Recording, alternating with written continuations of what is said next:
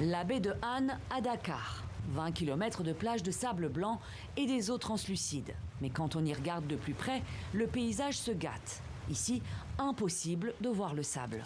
Des tonnes de détritus, plastiques, vêtements, matières organiques tapissent la plage, au grand désarroi des habitants comme bac et sec. Cela fait 25 ans qu'il alerte les autorités. La baie de Han est polluée depuis la fin des années 70, que nous avons commencé à assister à une pollution extrême.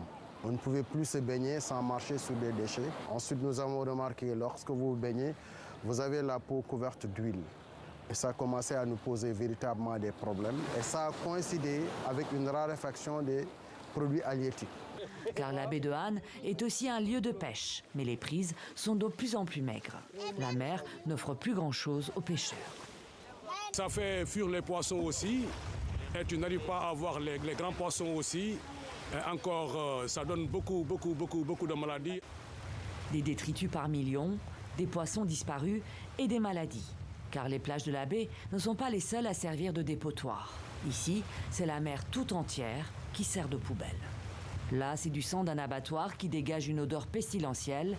Ici, des rejets chimiques d'une usine qui brûle la gorge et les yeux. 60% de l'industrie manufacturière du pays est installée sur cette baie qui lui sert tout simplement de vastes égouts.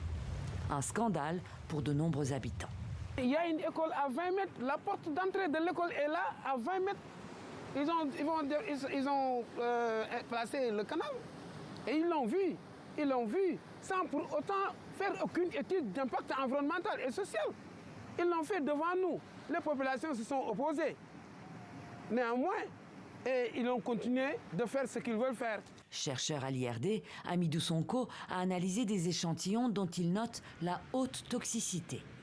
La pollution vient surtout des eaux usées, donc domestiques et industrielles. Donc c'est des eaux mixtes et surtout non traitées. Le chercheur relève de fortes concentrations de bactéries, E. coli, salmonelle, entérocoque, et des quantités anormales de microplastiques et de métaux lourds. Un grand chantier de dépollution a démarré en 2018, mais piétine. Coût des travaux, près de 150 millions d'euros, avec entre autres une station d'épuration et de traitement des eaux usées, promise pour 2025.